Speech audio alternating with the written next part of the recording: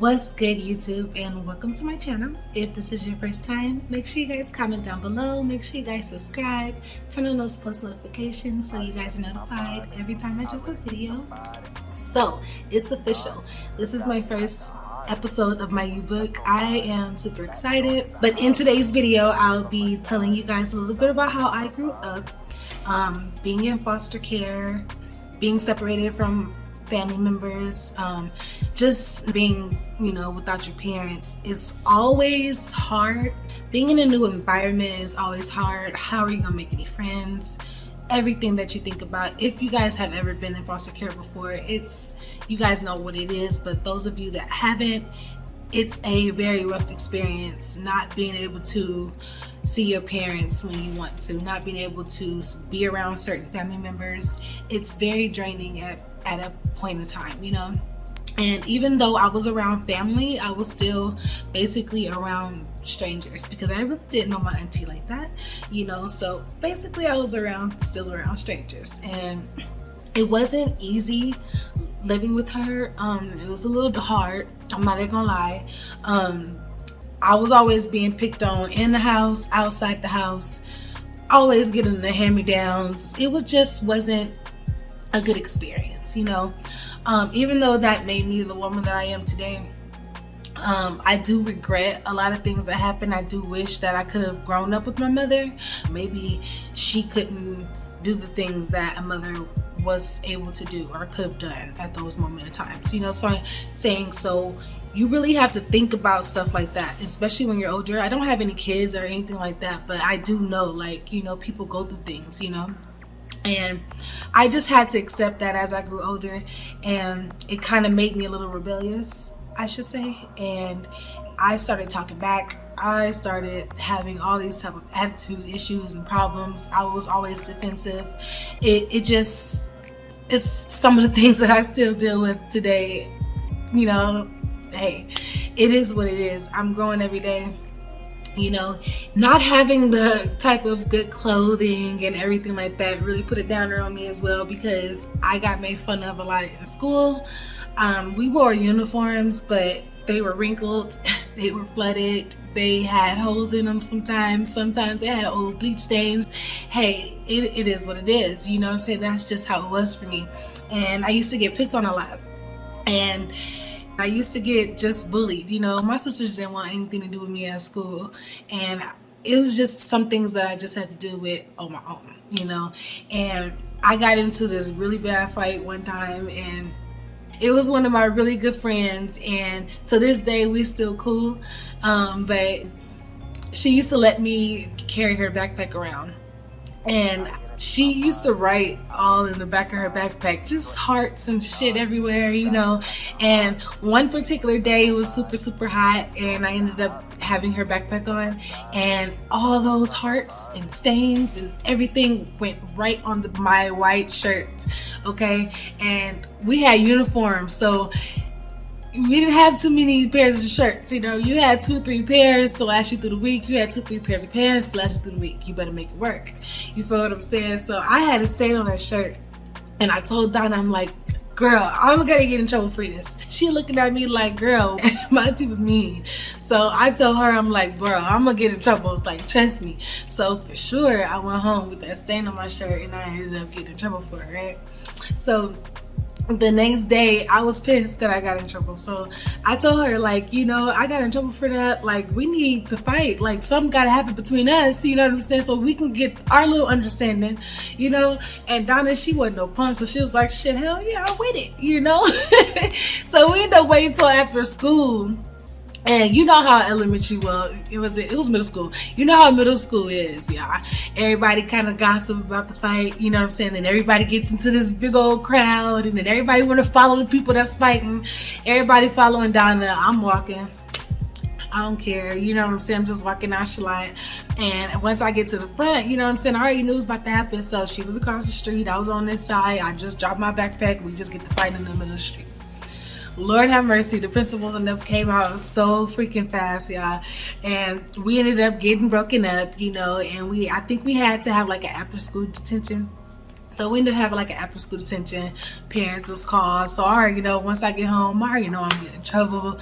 Like I already got into a fight. Like, you know what I'm saying? She not gonna understand that I was just trying to, you know, get even. My foster mom, she wasn't gonna understand that. So after we ended up fighting or whatever, we sitting inside the cafeteria, and long story short, we ended up being friends. We ended up being friends at the end of the day, and we ended up walking home. So I'm sitting here telling her like, man, you know what I'm saying? Like, I know I'm gonna get in trouble again. Like, oh my God. So I ended up going home. For sure, I ended up sitting in my room because my auntie wasn't there at the moment. So I ended up sitting in my room, and I'm sitting there all nervous, hands sweating. I'm like, I know I'm about to get in trouble again because I'm suspended now. Lord have mercy. So she go home, and that was one of the worst whoopings that I ever had, y'all. And so I ended up getting whooping like that. But after that, long story short, I just really was like super, super rebellious, you know, and hey, it was just what it was, you know. But after that, she got tired of me, and I ended up going to go stay with my mom finally. I think I was like around 15, 16 years old, and she lived in Michigan. So I'm all excited about this brand new experience, this brand new place I'm about to go to, you know, finally get to be with my mom, yada yada. This is where I should be. So she just like looked just like me, you know what I'm saying, and everything. I like ran into her arms or whatever, and I'm like, Mom. And then she was just so happy to see me. I was so happy to see her. At that time, I was already doing my own thing. Like I said, I was rebellious, so I was already smoking weed. I was already doing what I was doing. So the first thing we did was smoke, and I just told her about all the weird stuff that I had ever growing up. And she just was like, Lord have mercy. And she was just the best, you know, she was the best. And she was the best. So I ended up staying with her, and my first year out there at high school. And when I first got to that school, nobody liked me whatsoever. Like when I was signing them papers, them girls up in there was looking at me all sorts of crazy. Like, who's this new girl? Where'd she come from? And I'm sitting here, I'm feeling the stares, you know what I'm saying? I'm feeling them, and I'm like, Lord, I just really hope that this is not gonna be a bad experience. And for sure it was. So that very one girl that I seen staring at me that day, and she really wanted problems with me for some reason. Why, I have no idea. And she would bump into me, she would flick me off, you know, she would knock over little shit, you know. And to that certain point, I let it go on because I didn't want no drama. This is a new school, this is a new opportunity. I really don't want any confrontation. I really wanted this opportunity to be a good opportunity for me, and she wasn't having it. So one particular day, I ended up coming up to her, and I politely, very nicely said, you know, I don't know when, I don't know where, but we're gonna fight, and just beware, just know I'm coming for you. And she's just like, okay, whatever. I got you, right? So I think it was like maybe a week after, and she said something else to me. We were walking in the hallway, and we were talking about this stupid commercial with like a monkey, and he just like digging his nose and he eats the booger. Dumb as hell, right? So we end up talking about that, and she walks up, you know, she walking past, and we say something and we laugh, and she's like, you guys are talking about me? I hope you guys are not talking about me. So I'm like, boo, like, if I was talking about you, wouldn't I have said that in your face? And she's like, I don't know, would you? You know? So I go over there and I said, yeah, I would. And I pushed her because I just had it. After that, I just had it. So I ended up pushing her, and she ended up pushing me back. Boom, we ended up fighting. You know, it was so funny because as I was whooping her ass, I'm sitting here looking at the corner of my eyes, and my French teacher is standing right there, and she's just literally just letting us fight. I don't know if she didn't like the girl, because she couldn't have not liked me. I just started. So she must not have liked her or whatever, and she ended up just sitting there and letting us fight. But once the security guards came, that's when she was like, oh, no, get off of her, you know. So they pulled her off, they pulled me off, and I'm waiting on my mom because I already knew that my mom was caught. So I'm waiting on her, and that girl's cousin, she ended up coming in like, I know you didn't just beat up my cousin and yada yada yada, I'm gonna beat your ass, you do.